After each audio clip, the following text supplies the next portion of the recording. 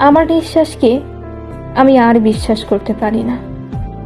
পুরনো ক্ষতকে আমি শুকাতে দিতে চাই না। বারে বারে পুরনো ক্ষতকে নতুন করে তুলি।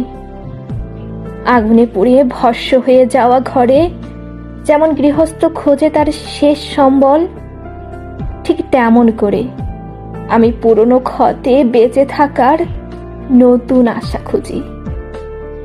বারবার শুনতে চাই একটু আসার কথা।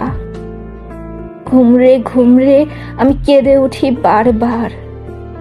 হাতড়ে হাতড়ে খুঁজি এক বিন্দু বেঁচে থাকার আশা। ঠিক যেভাবে চাতক পাখি করে হাহাকার এক ফোঁটা জলের জন্য, কিন্তু আমি তা পাই না। বারবার তলিয়ে যাই চোরাবালিতে, হাত বাড়িয়ে দেই একটু বাঁচার জন্য, কিন্তু কোনো সাহায্যের হাত আসে না। আমার বেঁচে থাকার চেষ্টা একান্তই আমার নিজের, ঠিক একইভাবে একান্তই আমার আমিও।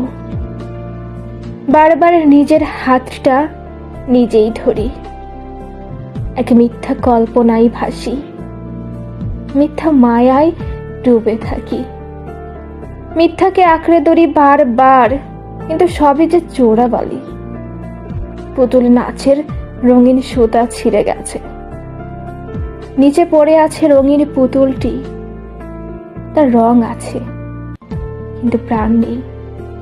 সে রঙিন কিন্তু প্রাণহীন। সে দৃশ্যমান কিন্তু অস্তিত্বহীন।